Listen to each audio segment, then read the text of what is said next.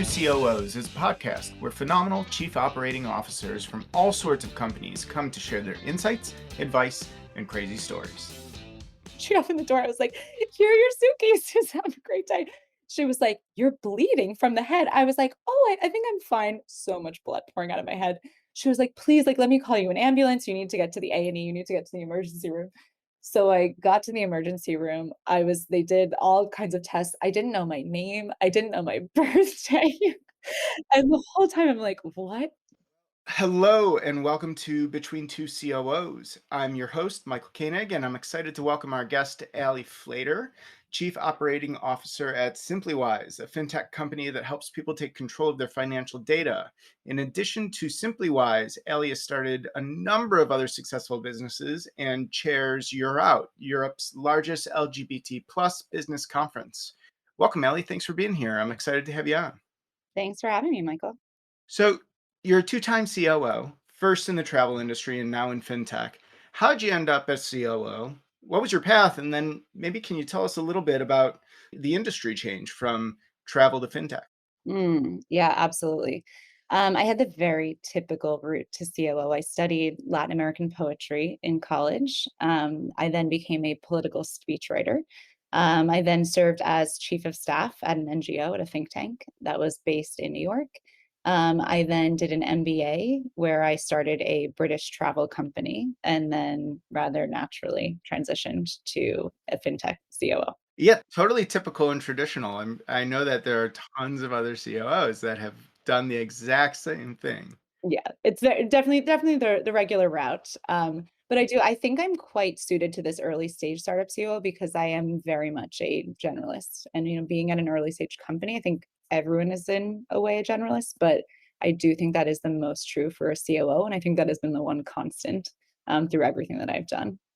Interesting. So in terms of being a generalist, what areas have you found yourself gravitating to more in terms of your specific skill set? Because COO can cover a lot of different things. Yeah, I think it's a really good question. When I first came on to in my current company, when I first came on to SimplyWise, our CEO, Sam, brought me onto the team and I said, "What do you want me to run?" And he was like, "Well, what do you want to run?" And so we kind of went through the different verticals. And he was like, "What I would really love to have you do is accounting." And I'm kind of writing this in a notebook and finance and maybe HR. You good with HR? Sounds good. Customer support. Could you do customer support? Sounds yeah. Recruiting. Could you do recruiting? Human resources, maybe legal. And actually, it would be great to have you help out with product and maybe some business development too. And so I'm writing down everything. And I was like, so the business? What would my title possibly be? And he was like, "What do you want it to be?" And we both agreed that COO was probably the best catch-all term. So I assumed that I think like what I am good at and what I felt like I would be doing when I got in is really the internal operations. I assumed that that would be like I would just be focused on making the business run, on making the gears run. And what I wound up doing, as I was just telling you, Michael, what I wound up doing in my second or third week at the company, I wound up getting really involved in SEO. And a big part of our SEO work was in PR. We were doing a lot of public relations work. And then I think it was within my first month, I was doing interviews on like local Fox stations and with like local radio shows. So nothing like what I thought I would be doing, and frankly, like very far outside of my skill set. But I think at the end of the day, that's actually like that's probably what I wind up gravitating to is anything where I can be learning a lot and needing to learn quickly to make something happen. So yeah, running the business essentially. Yeah. Pretty much all aspects of the business, save maybe engineering there. And you touched on a lot of the usual ones, which is G&A, which usually includes finance and business development, so sort of the go-to-market aspect of this. Has your role changed over the growth of the company? I would say definitely. I think I'm curious what you would say too, time doctor, but I feel like my role changes probably like every 3 to 4 weeks. And in some ways, like there are definitely some constants. Like I'm always doing stuff around like finance and accounting. There's always kind of recruiting going on. In a startup, there's always some like legal piece to what I do. But I wound up spending like most of so before I came to SimplyWise, I think I spent about a week or two trying to do prep work to run the internal operations of this business. So I spend most of my time in our QuickBooks trying to like clean up the accounts and reconcile and use all of that to formulate a budget. And I assumed that a lot of what I did in my first few months would be, like developing that budget out, making sure that things looked good with the CEO, and using that to kind of pave the way forward and help develop a strategy for the business. What I think Sam and I spent maybe 10 minutes of that on my first day going over the budget. And then he was like, right, what I really need you to work on right now is SEO. Like we really like that's, that is our growth focus. And I was like, well, Googling what is SEO? And so I quite literally spent my first month trying to make myself an expert, learning everything I can. And I took like a general assembly weekend course or something at some point, trying to school myself up, and literally spent like half my time writing, like doing back to my speech writing, writing out blog posts, and the other half trying to figure out how to get them out into the world and link build. And our strategy wound up changing from SEO after probably about like 6 to 8 months. And so that gradually became less and less what I was doing today. One other constant I had though throughout my role was I was always where I thought I would be kind of internal operations focused. I actually spent a lot of my time, and I continue to spend a lot of my time talking to users. So I spend a good portion of my time doing like what I would think of as more like a product role, like doing user interviews, talking to like potential users, talking to our current customers, and using that to inform a lot of how we build the product. And I would say that that has been a constant for me throughout, along with some of the internal ops stuff. But in general, like day to day, as the product shifts, as our marketing strategy shifts, so much of the role changes. And you tend to find that a lot with early stage companies where you have to wear a lot of different hats, where the strategies can change. How do you find the constants though? And then at what point do you start to think and look at how you as a COO are spending your time and say, right, time to bring on someone who can do this better than me? That is a great question. Can I turn it back to you and ask, like, how do you find the constants? How do you think about that? Sure. I mean, we can turn the table here. That's totally fine. In terms of finding the constants, for me, and I think it's probably different for companies of all stages, but the common thread would probably be the long term vision of where you're going. So having that flag planted somewhere and looking at the different milestones that you have to hit along the way, and certainly those milestones, the tactics used to accomplish those milestones may change, in my opinion. But at the same time, you still know where you're going. So you have that constant. And in terms of when I decide to bring on someone to do a job better than me, usually it has to do with how am I spending my time? Is it really worthwhile doing XYZ that we could perhaps get someone who is less expensive, but has more experience in doing this?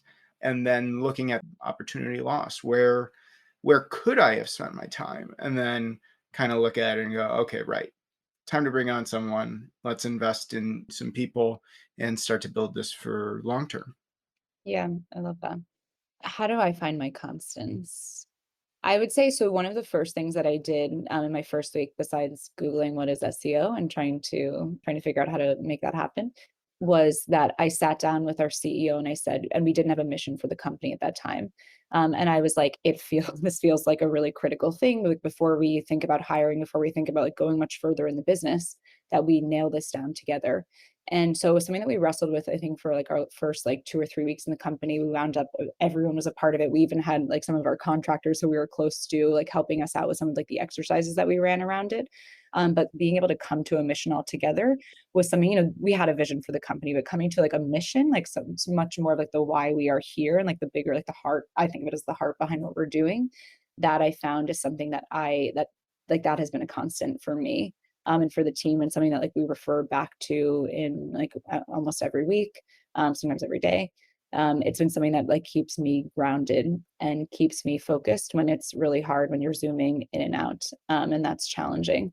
The other thing is, and I know this isn't necessarily the case for every COO, it is more of a product hat, but is like being so close to our users, being able to talk to our users every day. I think it's something that, regardless of where I wind up in the company, and I don't necessarily know if that will always be the COO role, it's something that I would love to have as a part of my role because as our product has shifted and changed, and in so doing, as our users have kind of shifted and changed, being very close to them has also been like kind of kept me grounded and been a very focusing constant. Like there is someone that I'm serving and I feel very aware of that. And that helps me even like within the internal operations, like helps, keep me centered. In terms of when to bring someone else on, I think I'm thinking about that constantly. With every responsibility I have as I'm going into it, I think about what is the ROI here? Like, is this worth my time? Is there someone who could be, as you said, is there someone who could be doing this better? And so, like for example, one thing that I've been working on, but currently taking up about 80% of my time is customer support. I am spending almost every day of the week. I'm spending Saturday nights at I step out of dinner to take a customer support email or a customer support call. I'm spending a lot of my time doing it and I really love it. And as I said, I love being close to the users. And in a way, I've been finding it kind of hard to give up. But I've connected with some other customer support specialists, and they're like, "It's time, Allie. Like this is not your primary role. It's time to hire someone new." And so I found it weirdly hard, but at the end of the day, I know it's not the right use of my time, and I would be able to find an expert and someone who could be dedicated to this and really take it to the next level. Sport is tough. It's often a thankless role as well. I remember the first time that someone cursed me out from support. It was in 2007. I remember it to this day, everything about it. Man, that is tough, isn't it? It is really tough. It is really tough. I learned early on, Michael, that I cannot take anything personally. And I also found that as soon as you tell so I now introduce myself in support emails, especially when someone's upset. I'm like, "Hey, Michael, I'm Allie from the team. I hear you," and just introducing yourself, letting them know there's actually a human there. Every single time I get a response, "Oh, I'm so sorry," for all caps. I didn't realize there was actually going to be someone who responded to this email. Yeah. So you spoke with some of your support friends, and they told you that, hey, it's time. If you're stepping out of dinner and handling a support email, time to bring on someone else. So, in terms of building your team, how are you going about that? What are you thinking about in terms of hiring? How about location? Are you all going to remain remote or are you going to go centralized? How are you thinking about this? Yeah, it's been a huge challenge for us. I am someone who is I really need to be around people for like on a very personal level. I need to be around people. It's where I get my energy. I always found like it killed me to be home during the pandemic. But our team has become kind of distributed like sort of naturally in the pandemic. Our CEO had a baby, our CTO wound up needing to move to Boston to be with his partner. And so we've just kind of become distributed. So what we are doing right now is we're meeting in person every 2 weeks and we do like a day of work and then we do dinner. It has been really nice, but I will say, like from my perspective, it is challenging, and so it's something that we have been wrestling with. I do think I've talked to other COOs. I'm curious what you have to say on this too, Michael. But the one thing I've heard over and over again is just it's important to be deliberate about whatever choice you make. So even if it's right now, like we're in this kind of gray period, like being very deliberate from a cultural perspective of like exactly what we're going to do. Like while we're not really sure if we're going to at some point transition to being, like back in person or back in person 2 or 3 days a week, or fully remote, like while we're in this gray period, at least like make a decision. Okay, so right now we're in this gray period and here's what we're going to do to set aside time to, for play or set aside time for lunch or, to do a Jackbox game or whatever it is, but actually like carve out that time and be thinking more actively about the structure that you have. Right. So giving some clarity at the very least, it sounds like that's something that you have found to be key during times of uncertainty for your team. Yes. Yeah, Yes. Yeah, very much. very nice. Very nice. And in terms of maintaining clarity in an early stage company, it's that famous word, you end up pivoting all the time, whether it's product, whether it's your strategy, which it sounds like you all certainly have iterated on your go to market. How do you maintain that flexibility while still maintaining certainty on the team about where the company's going and how you're getting there? Mm, it's such a good question. No, can you tell me the answer to this? Because I have no idea. What I think the key is always communication. I think and my, when I worked in the think tank, we purchased another organization. So we had a merger and acquisition, and it was a very, like, fraught period. It was very confusing for the people that we were acquiring. It was confusing for, like, some of the overlapping teams within, like, do I have a future here? What do these 2 organizations now look like together? And what we found was over communicating on everything to the extent that we could was the only, like, real fix, in a time of uncertainty. I think that's especially true in an early stage startup where, like, there is no, like, real roadmap. There is, or you have a roadmap, but it's changing every day. I think, like, just communicating as much as possible, with people up and down the organization, and I think that doesn't necessarily just happen in all hands, but a lot of that happens, one-on-one, and then, like, you build up trust, you get people on board, and then you're communicating things as a group. But I think, like, getting that communication right is key. That last part, getting that communication right. I wonder, do you ever run the risk of creating uncertainty by over communicating? Because you're constantly evaluating different scenarios. And how do you maintain that sort of semblance of certainty when you're facing uncertainty? Yeah, I think it's a really good question. Again, like, truly, I am curious to hear what you would have to say on this. I'll tell you the way that we've been dealing with it, which is it's hard because I think, like, there are, on our team, there is definitely a divide, and I feel this too, that, like, it feels like we know we're at the early stage, we know things are moving and shifting around so much, but there's also this sense of, like, it just, like, the ambiguity can feel so overwhelming at times. And what we've noticed is that, like, just, like, having a conversation and talking things out and being kind of stream of consciousness with the entire team, like, that doesn't really work. It's better to have some of those, like, conversations, like, either, like, at the leadership level or just kind of or keep them or even for a subsection of the leadership level to keep things kind of, like, isolated while you're sort of working things out so that you can have more like, one more unified message to the team. Even if that message is like, "Look, this is where we are right now. There is some uncertainty, things are changing," but, like, helping guide people in one direction, it does, like, that feels pretty critical. But what has been your experience in that? I do agree with you that there are certain things that have to be done behind doors and behind closed doors, that is. And that has to do with presenting a unified front as a leadership team.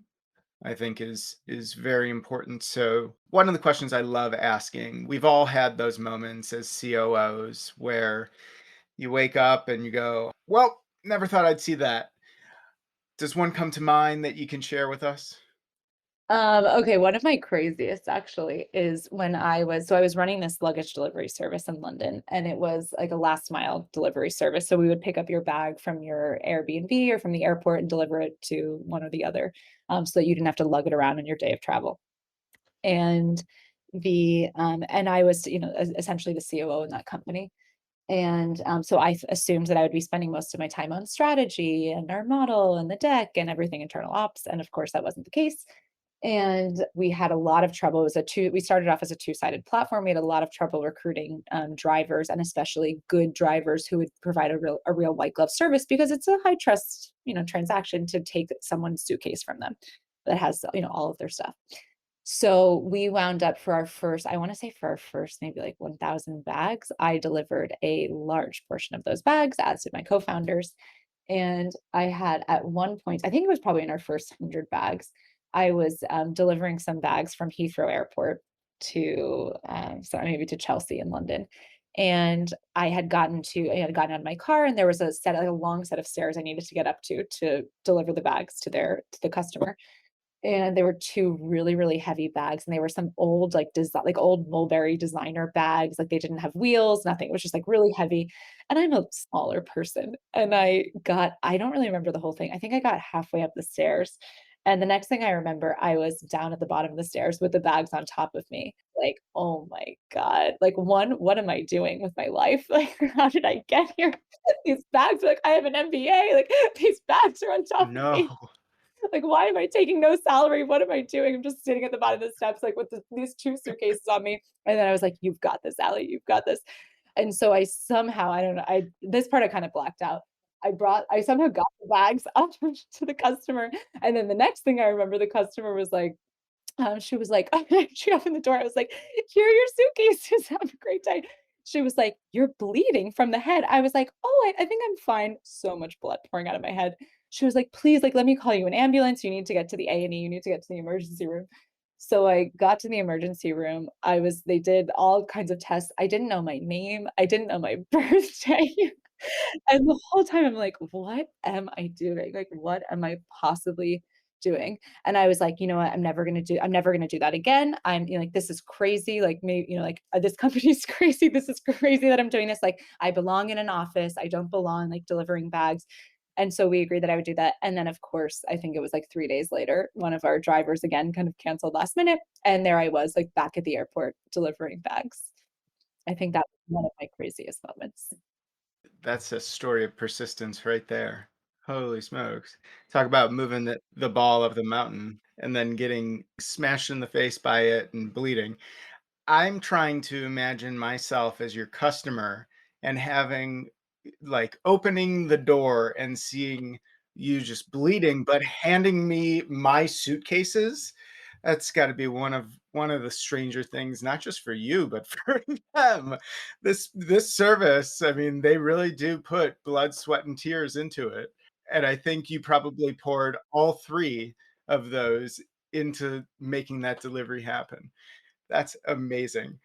So, in terms of a new COO moving into a new company, what advice would you give them as someone who has delivered bags with blood dripping down your head? Okay, I have a couple thoughts. The first I would say is if you haven't gone to the company yet, I do think it is really maybe it sounds obvious, but I do think it's really critical to find a CEO that you trust and respect and that you work very well with. I think like this job, especially in a startup, I think it is really challenging. I think it would be really challenging if you did not have that. Like with the CEO that I work with right now, with Sam, we have a very like direct communication line. We have there's a lot of trust between us. Like I am great at what he is not good at. He is great at what I am not good at. Like there's a lot of like give and take. And I can't imagine having that. I can't imagine not being able to speak directly to each other. And to have that kind of trust. So I think that's the first thing I would say. Like before you even take the role, don't take the role if you don't feel like you have that kind of or that you could have that kind of relationship. The next thing I would say is, to the extent possible, I do think the ability to try to connect with other COOs. I think you'll really benefit from connecting with other COOs. And I was telling you before, in taking this job, I didn't know other startup COOs, and I felt like I was really like yearning for that advice. And so I wound up literally going on LinkedIn and searching like COO fintechs, COO travel, COO tech, and cold messaging people. And I cold messaged probably like 20 people. Two people responded. They both gave me very different kinds of advice, but they at least gave me like some color for what the role would look like.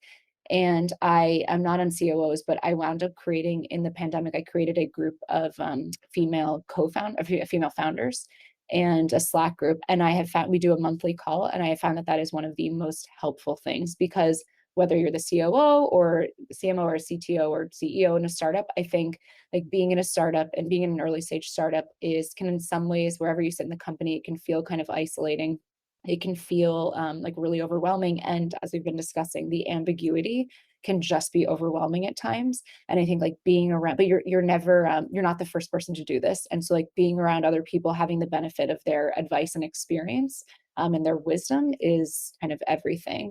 And actually, a third thing I would say, kind of off of that, is do not reinvent the wheel. I think I spent so much time in my first 6 months in this role, recreating everything, like designing processes, designing like an employee handbook, doing research, like what is the best employee handbook, what is the best, what are the best rejection emails, and creating my template of emails through the recruiting process, and spending so much time and research on that. And the fact is, all of these documents are out there. They already exist. You can and should tailor them for your company and your culture and what's right. But a lot of this stuff exists. There are templates for budgets. There are templates for quarterly reporting for your investors. There are templates for employee handbooks. So don't recreate that wheel. Talk to your investors. They'll often be able to share templates like that. Talk to other COOs, talk to other people in startups, and get as much of that as you can. Just don't waste. There's so much ambiguity in a startup, and so much of your job will be in ambiguity where there are no answers and there is no roadmap, there's no playbook, there is no template. So for the stuff that does have templates, for the more traditional operational stuff, you utilize those templates that are out there. Great advice. So make sure there's a good fit with your COO. You have to be the yin to their yang. And then also, don't recreate the wheel. It's similar to great engineers. Great engineers will go and find open source libraries and integrate those so they don't have to build them again or find managed services. So Exactly. there you have I'm it. actually, Michael, I'm going to add one last thing. I would say I found this to be Yeah. true as a chief of staff, and I think this is very true as in the COO role too. I do think your ability, like however large or small your company is, whatever your managerial responsibilities are, I think your ability to truly understand your people in the company and what makes them tick and what motivates them is, I think, especially in the COO role, is everything. Because at the end of the day, you're in a startup, you need to make shit happen and you need to make it happen fast. And no one is going to do that alone. And so I think your ability as the COO to support the CEO and getting the team to work effectively together is everything. Communication and collaboration are never going to be easygoing. And so it's critical to really understand people and to know how to like politically like network within your own company to make things happen and get stuff done. But you need to know your people. And that is different than playing politics, Yes. Yes, exactly. Exactly. right? Well, Allie, thank you very much. Thanks for coming on the podcast. Where can people go to learn more about SimplyWise and keep up with you? Check us out. We're at simplywise.com or in the App Store or the Play Store. And please always feel free to reach out to me on LinkedIn. I'd love to connect. Thanks for listening to Between Two COOs. I'm your host, Michael Koenig, and a very special thank you to our guest, Allie Fleder, for joining us. Tune in next time for our next COO chat on Between Two COOs, and be sure to subscribe on Apple Podcasts, Spotify, or wherever you listen to podcasts so you never miss an episode. Just visit Between Two COOs for more. And if you have a minute, please leave us a review on Apple Podcasts and tell others about the show so they can get great advice from phenomenal COOs. Thanks for listening, and until next time, so long.